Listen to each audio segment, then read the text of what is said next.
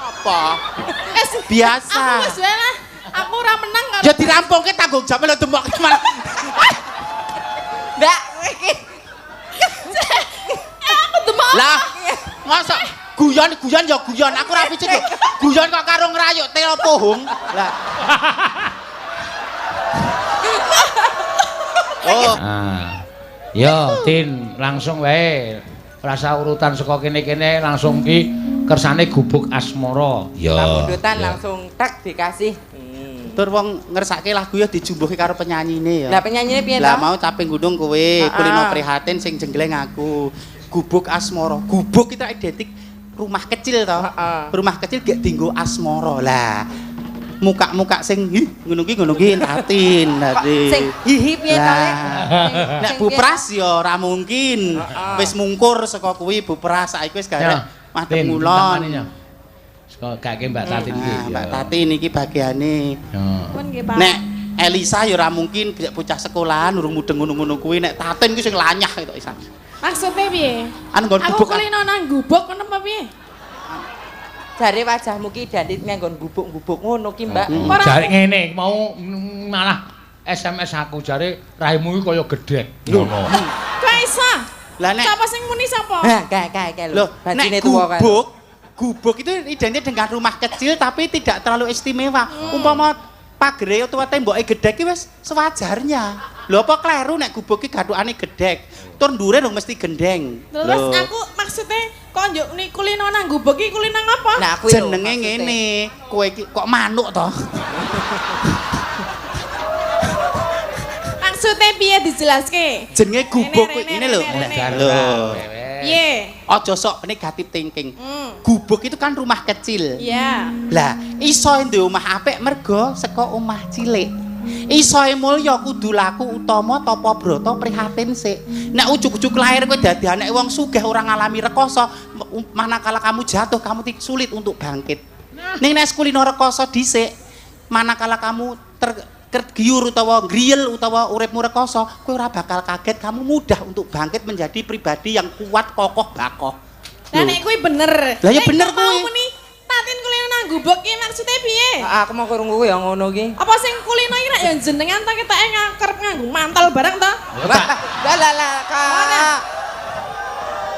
Oh, apa ora? Kok tekan nganggo mantol kuwi ra wis modern, jaman semono ki mung anu lambaran suket tok.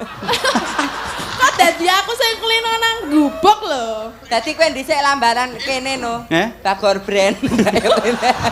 Wis nesu. Oh iya. Aku mah dipadake anu sindian Bagor brand wis wegah. Apa? Aku mengki ngrungokke streaming nangka blonyoh. Gara-gara jenengan lho aku dadi bakor brand iki. Ora apa-apa, malah trending ora. Trending piye? Tur ya murwat cocok kok cocok. Menapa Bagor brand ya Kok cocok. iso? Bakor brand iki pada pakan apa jal? Tapi ya padet berisi ngono iki kok ya. Ya wis ngono kuwi ya, terus lodok bolong-bolong ngono kuwi ya. Anu jenenge Bagor brand. Semangat Mbak Tatin, si rasah nesu. Ora, aku jane ora arep nesu ning jenengan iki sajake nek karo aku kaya kepiye ngono lho. Aku kesaing, nek rupa ora, rupa tetep ayu aku. Lah kesaing mergo apa? Kesaing piye ta? Kalaya aku nek nyawang Tatin ki marai glegeken, nek nyawang aku ora kuwi lho bedane mung. Ora, tak bahas meneh saiki. Kok glegeken mergane nyawang apa? Modar ora kowe. Nyawang apa? Ora nyawang kowe ora glegen nggonamu dadak diperes kok. Kae. Endi ta lek sing marai glegeken ki jane? Apa ta? Apa lho? Apri iki nek ditepi kaya ngono kuwi wis dadi panut. Apa doe kok? Ora kabeh ndek dewi-dewi. Heeh. Semangat ya Mbak Tatin. Iki wujud tresnaku karo sampean. Nek tresna kudu ngono ya. Ya kudu dielingke babagan kebajikan. Nek gubuk itu identik dengan wong sing paribasan kulino prihatin rekoso. Kaya caping gunung ki rak nggambarke para tetanen, para petani bahwa Indonesia menika negara agraris, perjuangan. Iya. Ayo saiki nyanyi pamuritan gubuk asmara, rasa gampang nesu ndak cepet tuwa. Kon nyanyi nang gubuk. Yo nang gubuk ya kena. Gubuk asmara. Nek ndedet yo nang lusmen lah nek pamane ndedet. Kowe Iki tekan ngendi Lek? Lah aku kok ning gubuk kok nyanyi ya sakar. Lek ngundang ki ning lapangan ya nyanyi ning lapangan, lek ngundang ning gedung ya ning gedung. Lek ngundang ki paribasan panen raya ning sawah ya nyanyi ning gubuk ya ora apa-apa, gumantung le bayar kok dadak tekon. Kaya Seniwati agak iki sore. Dar ora wis rame iki. Kaya dari Pak Seno ki agak kowe iki sinden bakune Pak Seno lho, du bocah wiyata bakti lho. Ya ngapa lah piye? Dadak tekon. Ya wis ora. jenenge. Mbok Seniman sing manjing ajar-ajar. Ayo. Ditanggap ning kecamatan ya kecamatan kantor bupati ya bupati, ditanggap ning sawah ra masalah seniman sejati Iki kok. ora dibingkem lambene ngene iki. Kok tidak karo sida mengko wis di nyun sewu ya Mbak ora teges kuku keminter. Pertanyaan jan ki pertanyaan bodoh.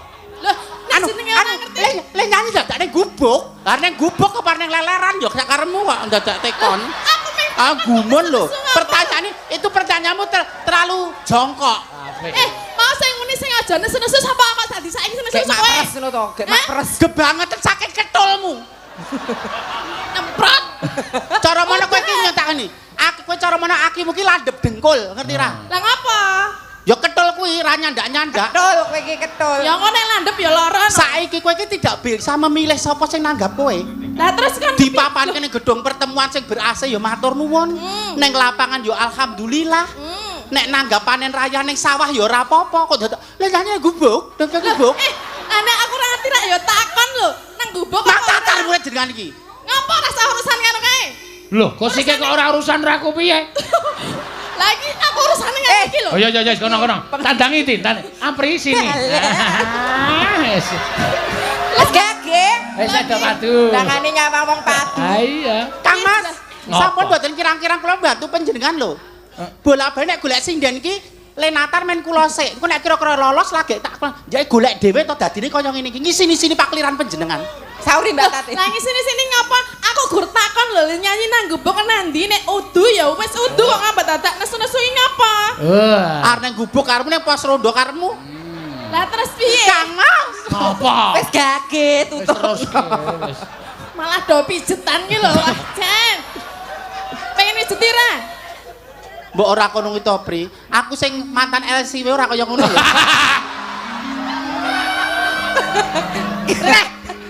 Apa ta? Apa kuwi? Alah kok tak fotoke. Akuarium sing mamerke pupu kae lho, Mbak. Kok pahamen to Lek? Ya paham wong alumni. HP nak nang kene iki. Alah, Ora Lek, ora. Nggone ora cukup. niki men riki ora samrono. Rung mari barang arep tumindak nista. Kok gur nyandeng kok. Suaramu. Apa kira duhake iki ora etuk. Ya, dibawani. Iki nyanyi nang endi le nyanyi? Aku Lho, mesti takon nek iki Lek. Tekon lho, tekon nesu. Ingkang kinurmatan Mbak Tatin. Injih. Gandeng menika didamelaken panggung ingkang luar biasa. Nggih. Anggenipun nyekar wonten pepanggungan menika. Inggih. Ngaten Lah yo nek ngono sepeca. ki nek omongan ngono dirungokke kepenak Sampun, mangke mboten sami terang malih langsung nyanyi bawa nggih wong ayu. Nah, ora pareng nakal, ora pareng rewel. Ora sajare. Engko nek kira-kira ngelak nenen nggih. Delok sih. Kok nenen. Musik kok Mbak Tatin kok mbok tawani nenen kira ya kleru no. Lho ngene kaya ngono kok. Maksude kan aku sing bangsan expired ki tak openi ning kene, tak setirilke meneh mbok menangka ana yoga-yoga ngersake. Jenengan ngandut ta? Ngandut. Sapa sing lanang sapa? Ya engko tak lutre, ning ketoke kono kok. Kono berarti ya doyan, Pak. Apa? Jenengan Kepepet to. Meteng. Aku entek anggur rong botol kok. Mbokne Sukino kuwi lho. lah piye? Meteng Mang Sasi sikile wis metu lho. Endi ta? Endi sikile? Kok sikile limang Kudu sasi kok sikil ya, Pri. Lah napa? Jempol. Jempol kok dawa lho. Kudu jempol. Iku susah mbokne. Usus kok cenanangan. Ayo Mbak Tatin. Ayo nok, Tatin. Aja nesuna ndak cepet tuwa. Jempol kok Bentar. mulu cumbune. Napa, Pak? Ora apa-apa. Ngomong apa mau? Ora apa-apa ora omong. Jempol kok ngapa? Ora bayi kok wulu cumbune akeh.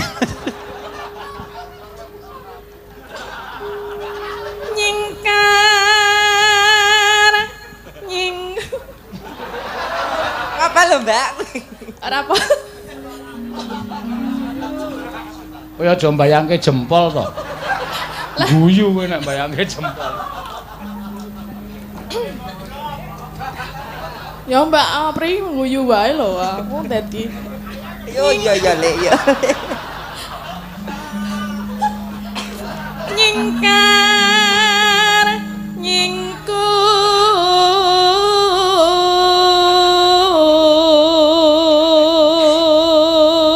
Kepang bodolan rambut Bu. lah iki apa hubungane Saiki wong golek bodolan rambut wong adol ember-ember bocore nganggo musik ngono kuwi lho campur sarinan lho yo wan. Ngono kuwi mah nggih ngoten niku saiki di style ketip Dodol perabot ngono kae. Embel bedah panci borot kula tumbase. kapur barus Bu. Lah kono dhisik ider ngonoan. Aku isih bejo. lah napa Nek ketanggur sing dodol obat ya batu mau batinggi batu roek. Napa? Obat apa Mbak Tati? Batu rek. Batu rek. batu gimana Ya. wiwi mane nyingkar nyingkur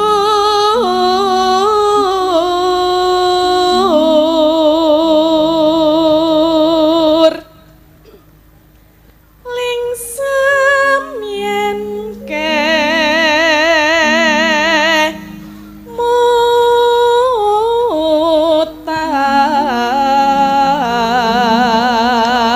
mutan lelampahan kang uri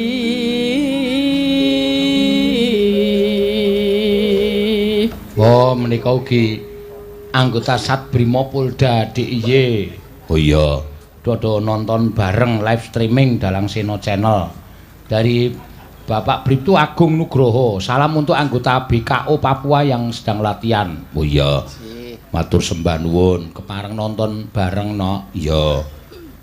Iku Sinten? Pak Wahono. Wah. Aku wedangan ning kidul panggung ya sakarepmu. Ame wedangane kok domongke to, Mbah. Iya. Absen niku karepe Mbah Wahono niku. Saking Pak Yoyo Cipayung Jakarta Timur, pandemen bucangik bulimbo nderek tepang. Oh nggih, nyuwun tembang Kembang Rawe sawirane nanti pas nyangik di Gubuk Kula Wonosari bulan Juni matur suwun. Oh iya iki. kurang suwe banget. Selak lali. Jelas lali iki ya pinter kok Pak anu Pak. Heeh. Kula nderek. Heh? Kula nderek. Nderek nendi? Sing ten Wonosari niku. Ora dundang kok melu. Mangusulke pupung nembe WA. Kono le dibutuhke le asli kok le. Ora asli ya ben. Ayo nok dintekke wong ayu. Tatin. tresna tulus nadyan ing gubuk asmara.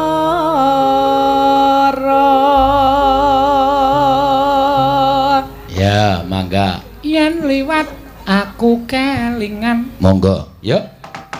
Yen liwat aku kelingan gubuk kae biyen tak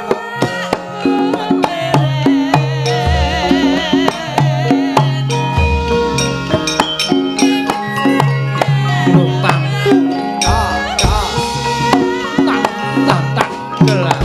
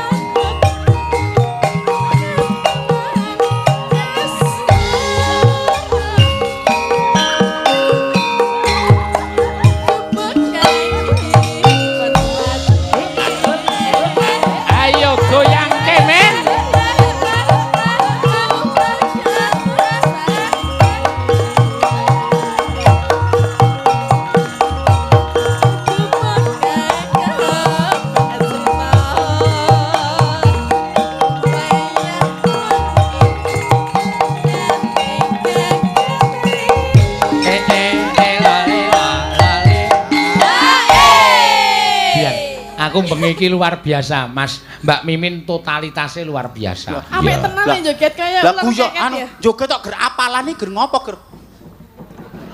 Lah Kudu kudu ekspresi jati dirimu Bener. sampaikan.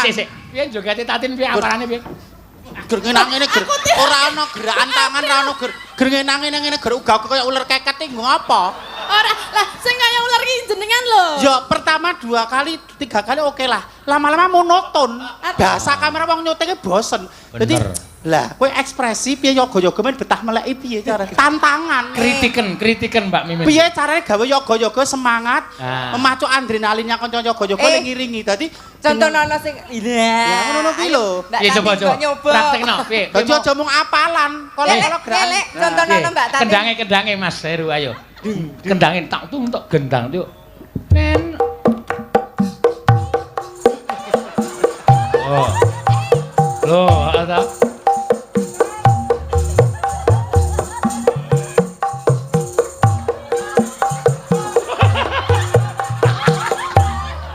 Ayo Mbak Tati nek ngaku totalitas ya kudu ora kena kalah. Gerakan ngene. Ekspresi wajah juga harus menyesuaikan. Coba luwes ning ulatmu buket. Lho, dadi mimik wajah. Joget ngono iki ben ngapa? Ben kanca yoga-yoga betah melek semangat. Wis ora ingin raku. Dadine aku mbok arep ngayang-ngayang Lah kowe monoton, mula gaya ki aja monoton. Lah kon kepiye? Aja meneh yoga bojone nek karo monoton ya wegah yoga. Apa nek ngono kuwi nganggo geget-geget ngene-ngene orang Ya nganggo. Piye cangkepe coba. Kuwi Mbak Tatin kok nyoba kali. lagu namanya Gubuk Asmara. Menceritakan tentang keindahan cinta melalui gubuk. Kan cinta lagu-lagu Asmara nek lagu sedih ora mungkin lagu yang kaya ngono. Sithik ae to, Mbak. Gak mau. Nek lagune sedih, luntur apa wong kepedhon terus yen luntur grantes. Iki Gubuk Asmara lho. Emoh. Arek ngakon aku, mbak arek ngakon ping pira enggak mau. Oh, lah bocah iki wegah dijak maju iki. Ya Ben, gak aku nek joget-joget ngono iki kan wis ciri khas ngono. Kulinakno. Gak mau. Sembrana. Iki kan aku wis mbak ajari apa kae? Angel. Aku tak mau. Saiki kok joget ngene-ngene ya. Mumbule angel iki. Mumbule angel. Apa ya Ben? Ya ampun. Enggak mau, aku tuh enggak mau harus meniru seseorang. Alah, wong sentul gak mau. Wong sentul, aku gak mau. Opang. Lah. Omong seseorang belepotan. Ya Ben lah apa ta? Ciri khasku ya wis ngono kuwi rasah melu-melu. Piye wis mau aku gak Aku gak mau. Seseorang. Gusti Allah. Masa ngono? Nek aku gak mau. Semua nggak orang mau. seseorang punya ciri khas sendiri-sendiri kok. Aku gak mau, Mang. Es mudeng dadak apa? Biasa. Aku wis wae lah. Aku ora menang karo. Ya dirampungke tanggung jawab lho dembok malah. Mbak, iki Aku demok. Lah, masa guyon ya guyon. Aku ra picit lho. Guyon kok karo ngrayuk telo pohong. Lah. iki sadar ora? Iki sadar ora? Ora. Apa jenengan ngesak? Kok sik? Ngesaki telo apa? Aku mbek Pak Seno. Hah? Gojek nyon sewu sok gojekan sok nyek-nyekan. Tapi hanya nyon sewu. Kok sik ayo Hanya joget? lewat mulut. Tak jelasin. Ning nek gerakan durung tahu lho. Durung tahu Pak Seno karo aku. Ranyak ngono-ngono ki durung tahu. Menghargai aku banget Pak Seno. Menang, sik. Ben jelaske olah TKP. Olah TKP. Olah TKP coba. Aku ngene. Posisine ngene. Memang nang kono aku wis nang kene ket mau nang Yo kene. kowe kok kene mlaku Terus rono jenengan mau. rene lah sing marani sapa? Posisi mau sing rayuk kentangku kowe iki. Wis anu kok. Ono ora paling Tatin ki penasaran, Pak. ora sengaja lho, Pak. Wong aku wis nang kene kok. Lah dhek marani lah aku arep obat. Aku sing saksi mata. Oh. Kan dada ya. Ora lho ngowo. Wong kuwi nek ora sengaja ki telapak tangan ki biasa Biasa, plek wis Aku mau langsung. nganggo ngene. Ora ya. Masa nganggo ngono teneh wonge bengok. Rasamu piye, Lek? Ya piye kaya hawane ya dadi pengen mari terusan mrene. Apa jenengan gawa tela ta? Ketak era gawa ta? Ya engko. Ya nyetrum, Lek. Nyetrum Ya ora? nyetrum ning anune. Mbok aku Mbak. Aku ki ra sengaja lho iki. Iki jane model kesenian apa to? Aku ora mudeng kok jeneng. Ayo bacutke langgame mau no, sragenane. Mongki ra sengaja astane Mbak Tati. Ora sengaja lho. Ayo sing marani kene kok ulah marani gebuk. Apa? Ulah marani apa? Kula marangi tangan nek kuwi mau. Kowe kudu ngene, Mbak Mimin kula nyuwun ngapunten kalau wau mboten sengaja. Oh, nggih, Mbak Sampun Mimin. mboten sengaja sampun. Ya meneng kok sikik to, dia romong kok kena dijak. Mbak Mimin, Nggih. ngapunten nggih nek tangan kula lancang. Ora apa-apa. Mau ndemok nggon kene iki. Oh, mau kleru ndemok anu keris luk songo. Ya ben impas ya dibales. Ora. Iki mau ora sengaja Mbak Tatin, heeh. Ning dikulinake luwih apik mangayo. Aku kudu wisuh iki wisuh ping 7. Najes muga ladoh ya kok. Wis ping 7 Kok iki. kaya ditilati kirek. Ayo, Nak. Sepira ya Mas? Menane. Satetan. Iya. Iya. Iya.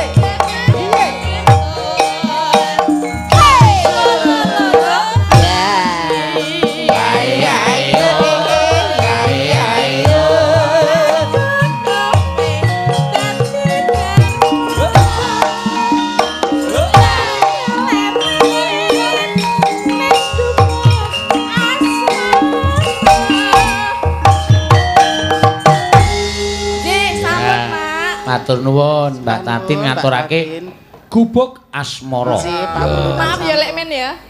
Maaf ya lek Lek ora apa-apa wong ayu jenenge.